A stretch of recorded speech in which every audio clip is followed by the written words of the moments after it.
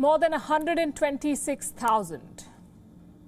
That's the number of new infections recorded in India in the last 24 hours. 126,000 plus. It's the highest single-day spike for the country and the worst may be yet to come. For the world, for the whole world in fact, the numbers do not look good. In the last 7 days, more than 500,000 people tested positive every day. 500,000 every day. That's the average. Brazil and India are the new hotspots, the worst hit. What is causing this spike? Two factors. Number one is the variants. The mutating virus is driving the surge. And number two is the vaccines. There is a massive global shortage of vaccines. Countries are banning exports because they need to secure supplies at home first. If I have to describe the pandemic response right now in one word, I'd say it's a mess, absolute chaos. And thanks to this chaos, one country is emerging the winner. The country is China. I will explain. How is China winning? The virus surge and the vaccine shortage is making the world desperate. So it is buying China's unproven vaccines by the millions. And as if overnight, China has become the biggest producer and exporter of Wuhan virus vaccines. On Gravitas tonight, we'll tell you how China is winning from the global pandemic disorder. But first, let's talk to you about the surge. The virus is no longer the same. It is mutating. You know that. It is taking many new forms. We call them variants. Now, some of these variants are more infectious. The Wuhan virus has mutated more than 12,000 times, and this is as of November 2020. More than 12,000 mutations. Most of these mutations are unremarkable, but some are serious. Experts are tracking 4 mutations. The first one is called the Brazil variant. Scientists call this the P1. It was first identified in the Amazonian city of Manaus in December 2020. Now it is the dominant strain in Brazil. What can this variant do? Can it make you more unwell? There is no evidence of that, but it does spread faster. And that ultimately means more deaths because more people are getting infected. Just today, Brazil recorded more than 4,000 Wuhan virus deaths in one day, 4,000 deaths. This was the deadliest 24 hours of the pandemic in Brazil. The next variant is the UK variant. You must have heard about this one. Scientists call it the B117. And like the name suggests, it was first detected in the UK. It was found in September last year, and at that time it was seen in just 1 out of 4 patients. But by December, almost 2/3 of the new cases in London were of this new strain. So countries started imposing travel bans on the UK, but that did not stop the spread. Now the variant is found on all major continents, the UK variant. Then we have the South Africa variant, and this too has spread to a number of countries. Experts believe vaccines are less effective against the South Africa strain. The fourth one is called the double mutant. And this variant was found in India recently in samples tested from Maharashtra, Delhi and Punjab. Why is it called the double mutant? Because this variant carries 2 mutations, 2 different kinds of Wuhan virus strains in one virus. The double mutant. This could allow the virus to evade your body's immune system. It could be resistant to antibodies. So even those who've recovered might catch the Wuhan virus again, and that could also mean weaker immunity for existing vaccines.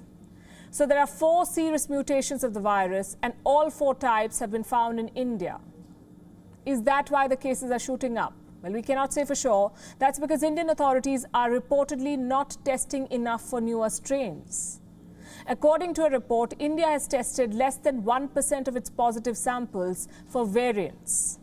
In comparison, the UK has sequenced 8% of infections and 33% in just the last week.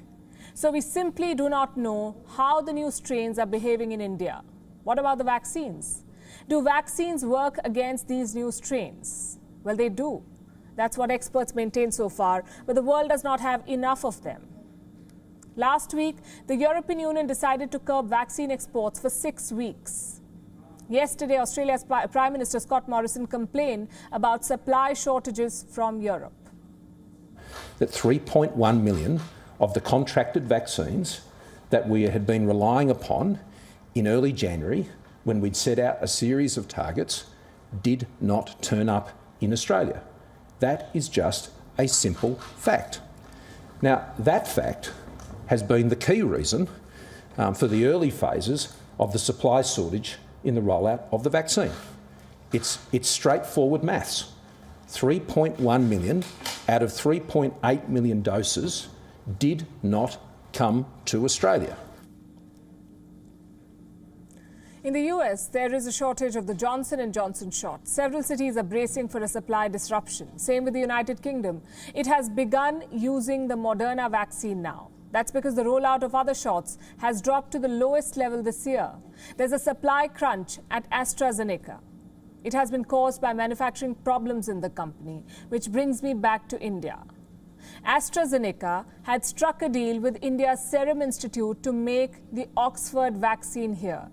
The Oxford vaccine is what we call the Covishield in India. So AstraZeneca was relying on the Serum Institute for supplies. But now it has sent a legal notice to the Indian partner.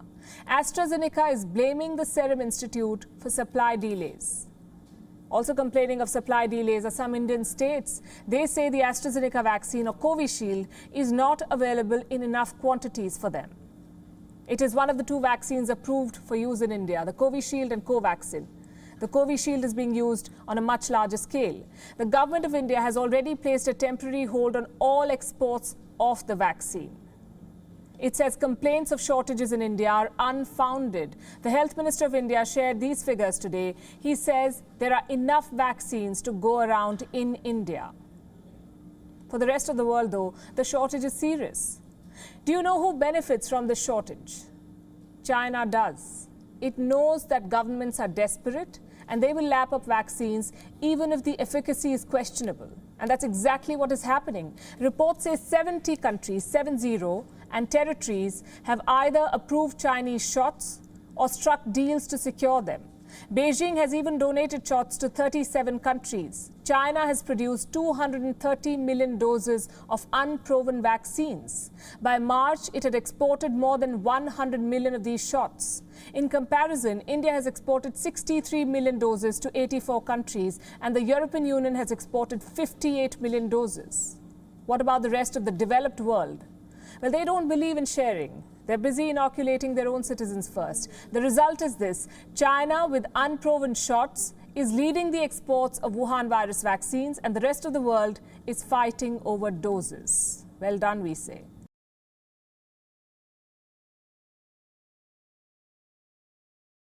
WION is now available in your country. Download the app now and get all the news on the move.